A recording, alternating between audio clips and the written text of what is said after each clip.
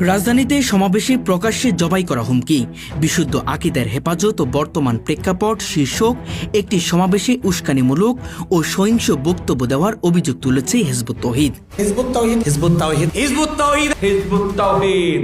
সংগঠনটির দাবি, আকীদা ও ধর্মীয় বিষয় নিয়ে আলোচনা করার কথা থাকলেও সমাবেশ জুড়ে তাদের লক্ষ্য করে কঠোর বক্তব্য, সংগঠনটিকে নিষিদ্ধ করার দাবি এবং প্রকাশ্যে সহিংসতার আহ্বান জানানো হয়েছে। এমনকি তাদের সদস্যদের জবাই করার মতো বক্তব্য দেওয়া হয়েছে বলে অভিযোগ করেছেন সংগঠনটি। হিজবুত তাওহীদ, আমি তো বলতে চাই এদের বিরুদ্ধে বক্তব্য মিটিং মিছিল না করে 260টারে যদি জব করে ফেলাই ঠান্ডা, ঠিক না বেটি? রাজধানী ফার্মগেটে কৃষিবিদ ইনস্টিটিউট অডিটোরিয়ামে অনুষ্ঠিত এই সমাবেশের আয়োজন করে রাবেতাতুল ওয়ায়েজিন বাংলাদেশ। অনুষ্ঠানে বক্তব্য দেন ঢাকার জামিয়া রাহিমিয়া জমিরিয়ার মহাপরিচালক পীরে কামিল খতিবুল ইসলাম, আল্লামা মুফতি ডক্টর শহীদুল উজানবিহি। বক্তব্যের এক পর্যায়ে তিনি হিজবুত তৌহিদের বিরুদ্ধে মিছিল, মিটিং বা বিক্ষোভের পরিবর্তে ধরে 2-4টা জবাই করে দিলে সব ঠান্ডা, এমন মন্তব্য করেন বলে অনুষ্ঠানের ভিডিওতে দেখা যায়। এছাড়া সমাবেশে রাবেতাতুল ওয়ায়েজিন বাংলাদেশের পক্ষ থেকে বক্তব্যে বলা হয়, দোয়া করেন জবাই করার উপলক্ষ তৈরি হয়। আল্লাহ তাআলা ইসলামের হুকুমত এদেশে কায়েম করে দেন। এর আগে তো আমরা জবাই করতে পারি না, এজন্য জবাই করার কথাটাও আমরা আলোচনা থেকে সরিয়ে ফেলি।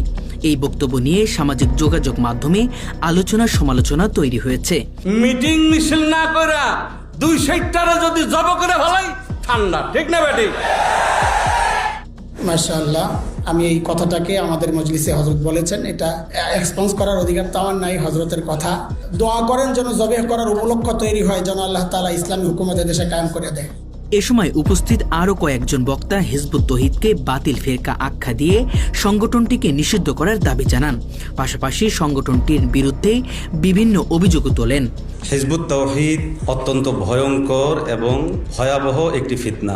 হিজবুত তাওহীদ যেটা আছে এটা 100% কাফের। এই বিষয়ে হিজবুত তৌহিদের ঢাকা বিভাগীয় সভাপতি ডক্টর মাহবুব আলম মাহফুজের সঙ্গে যোগাযোগ করা হলে তিনি বলেন, একটি উগ্রবাদী সন্ত্রাসী গোষ্ঠী প্রকাশ্যে আমাদের সদস্যদের জবাই করার ঘোষণা দিয়েছে। একটি বৈধ আন্দোলনের কর্মীদের বিরুদ্ধে এই ধরনের প্রাণনাশের হুমকি অত্যন্ত উদ্বেগজনক। আমরা বিষয়টির সুষ্ঠু তদন্ত ও দায়ীদের বিরুদ্ধে আইনগত ব্যবস্থা গ্রহণের দাবি জানাচ্ছি।